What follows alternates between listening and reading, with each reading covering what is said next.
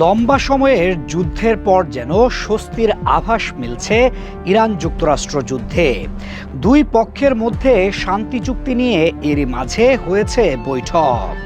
আলোচনা শেষে দুই পক্ষ ভিন্ন ভিন্ন বক্তব্য নিয়ে হাজির হলেও এখন পর্যন্ত ইতিবাচক কিছুর প্রত্যাশায় বিশ্ব।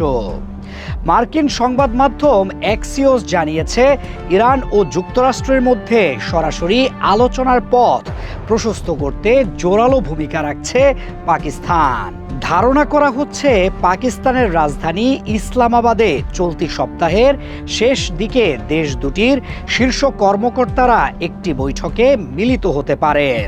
এর আগে চলতি সপ্তাহের শুরুতে প্রেসিডেন্ট ডোনাল্ড ট্রাম্প তার নিজস্ব সামাজিক যোগাযোগ মাধ্যম ট্রুথ সোশ্যালে ইরানকে হুমকি দেন। ওই পোস্টে ট্রাম্প ইরানকে হুমকি দিয়ে বলেছিলেন, পারস্য উপসাগরের গুরুত্বপূর্ণ সমুদ্রপথ হরমুজ প্রণালী 48 ঘন্টার মধ্যে খুলে দিতে হবে। না দিলে হামলা চালিয়ে ইরানের বিদ্যুৎ কেন্দ্রগুলো গুঁড়িয়ে দেওয়া হবে। ট্রুথ সোশ্যালে দেওয়া হুমকির মেয়াদ শেষ হওয়ার ঠিক আগ মুহূর্তে 5 দিনের জন্য সব ধরনের সামরিক হামলা স্থগিত করার ঘোষণা দিয়েছেন ট্রাম্প।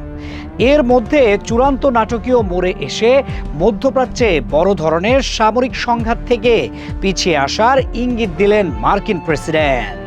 দুই দেশের মধ্যে চলমান এই উত্তেজনা কমাতে কয়েকদিন ধরে যুক্তরাষ্ট্র ও ইরানের মধ্যে একাধিক দেশ বার্তা আদান প্রদান করে আসছে। সংশ্লিষ্ট ব্যক্তিরা জানান, এই প্রচেষ্টার অংশ হিসেবে তুরস্ক ও মিশর উভয় দেশই বার্তা পৌঁছে দিয়েছে।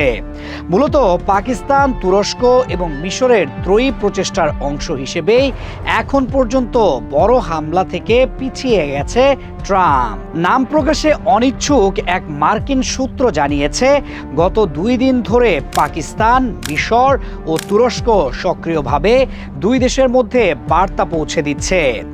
এসব দেশের পররাষ্ট্রমন্ত্রীরা পৃথকভাবে হোয়াইট হাউসের প্রতিনিধি স্টিভ উইটকফ এবং ইরানের পররাষ্ট্রমন্ত্রী আব্বাস আরাকচির সঙ্গে বৈঠক করেছেন।